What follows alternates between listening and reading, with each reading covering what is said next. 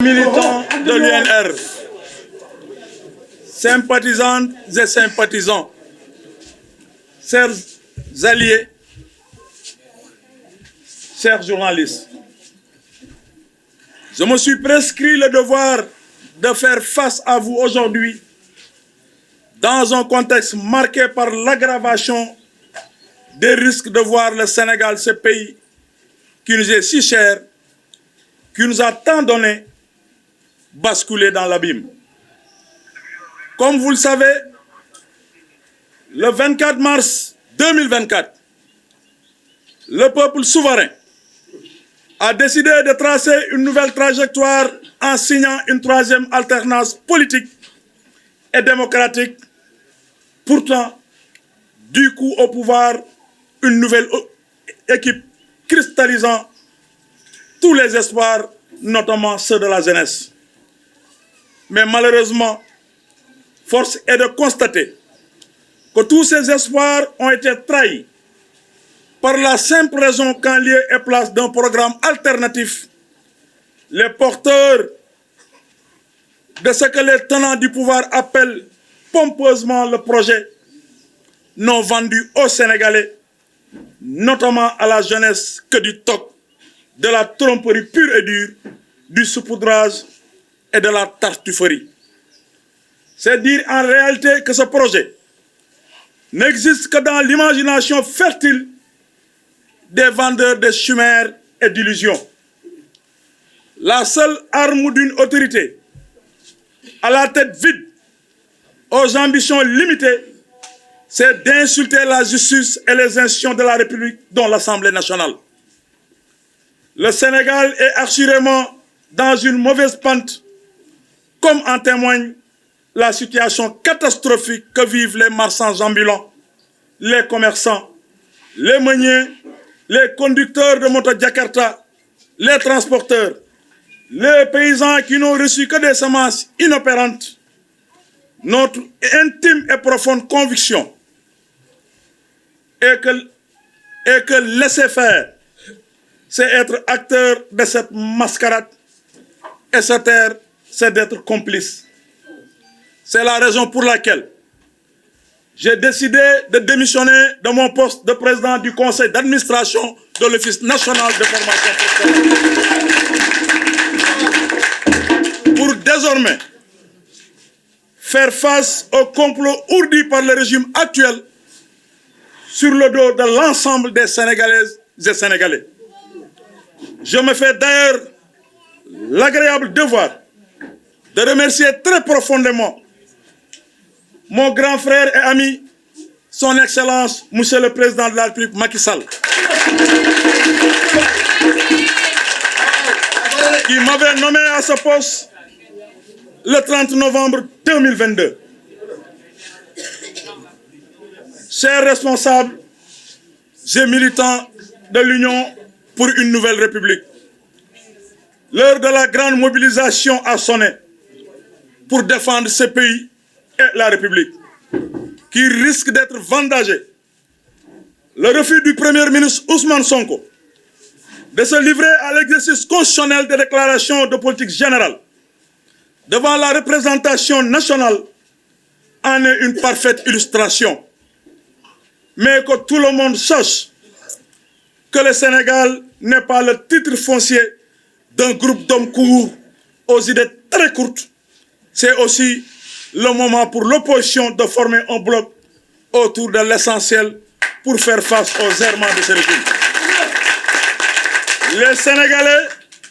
ont trop laissé faire, mais nous allons nous dresser contre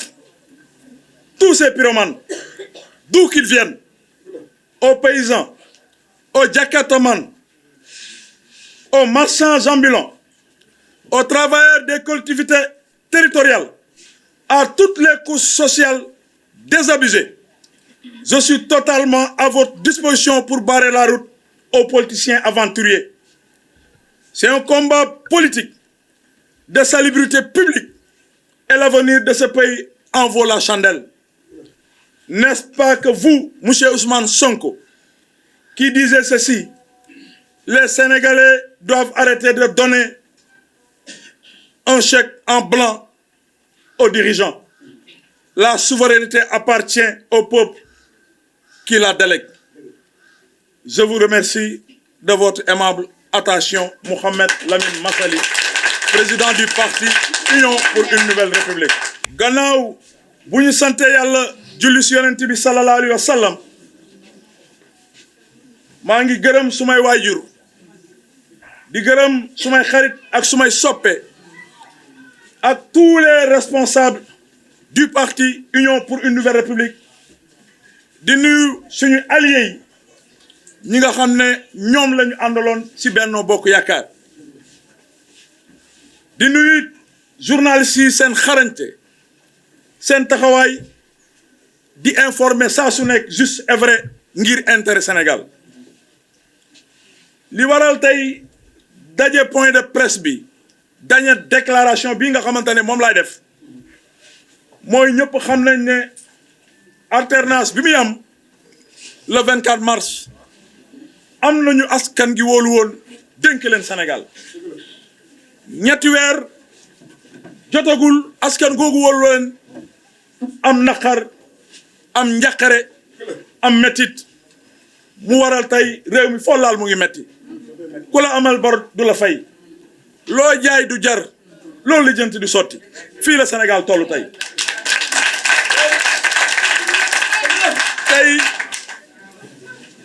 fi réew mi tollu tey ndaw ñi yaakaaroon ko muy marchand ambulant yi béykat yi yaakaar ko ba si dawalkatu jakartamaan yi suñu yaay suñu mag yi suñu rakk yi suñu jarbaat yi ñu jël askanum lëmb jaay leen ab projet boo xam ne existé wul que sur seen imagination mooy tas yaakaar bu bon bu mag mënta weesu loolu ma jàpp ne Sénégal gi ñu dëkk Sénégal gi ñu juddoo Sénégal gu ñu màggee yaroo fi tekkee fi am fi baat noppaale ko acteur nga noppaale ko complice nga est-ce que dañu nar a toog di continuer ñu ñuy noot si di wax saa su nekk loo xamante ne du dëgg tey li xew Colobane askan ñëpp am gàcce su ma sañoon réew mi ñu nekk bu ñuy fal ab ndaw mu jiite référence ngay doon bu ñuy fal ab ndaw roykaay ngay doon ñëpp xam nañu bi ñu falee président Diomaye bépp ndaw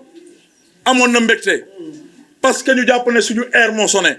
mais tey ab premier ministre déplacé wu dem Colobane ñu yegg ko musiba képp kuy ndaw noppale ko wax dëgg yàlla xam nga ne am nga mettit ma jàpp ne salaire dafa neex toog di fayee ko ay millions ku jàpp ne danga may bàyyi sama poste continuer di noot askanu Sénégal man Sénégal lu ma am moo ma ko gënal ànd ak jakartamaan ñuy toroxal ànd ak suñu béykat yu tas seen yaakaar ànd ak marchand ambulant yu tas seen yaakaar ànd ak suma papa yi ànd ak suma yaay yi nga xamante ne ak ndaw yi nga xamante ne tey yaakaar gi ñu amoon tas nañ ko ma des ak ñoom jiital suñu borom moo ma gënal may toog di noppi di fayee ko ay millions moo waral ma jël décision tey si bés bii démissionner sama poste président du conseil d'administration au niveau de l'office national de formation professionnelle ngir féete woog askan gi nga xamante ne tey seen yaakaar tas na am nañu naqar si li nga xamante ne moo leen jot ma leen di wax ne fa ma newoon démb fa laa nekk tey mais ka ma dénkoon wóolu ma muy son excellence di son mag di suma xarit muy le président Macky Sall maa ngi koy gërëm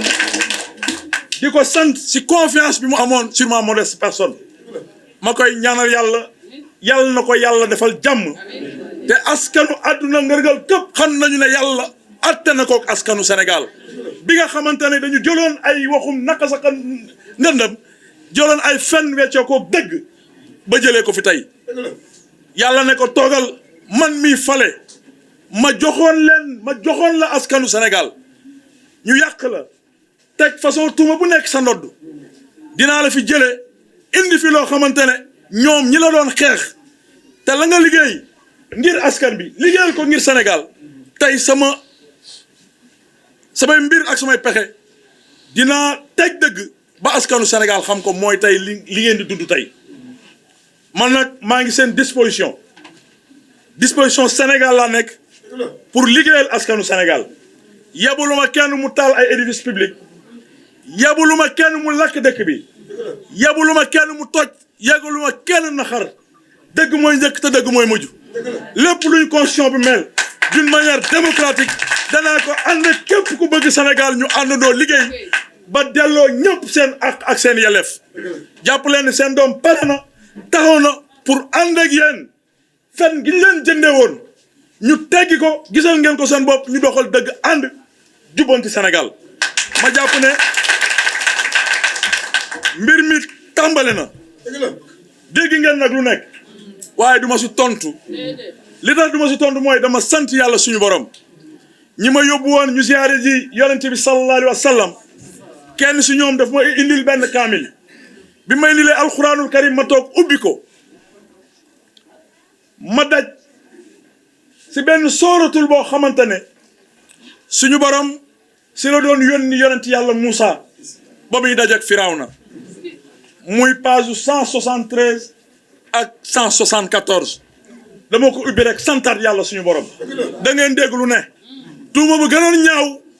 yekkoon nañ ma ko ma taxaw doon lu ma doon tey laa gën a gëm sama bopp tey laa gën a gëm li ma doon tey laa gën a taxaw tey laa gën a taxaw tey laa gën a taxaw tey laa gën a taxaw tey laa gën a taxaw tey laa gën a taxaw ngir xeex ngir intérêt Sénégal man sama xeex mun naa ko xeex comme woo nañ ma nag si xeex danaa xeex ak ñoom si kàttan yàlla suñu borom maa leen di gërëm di leen sant jërë ngeen jëf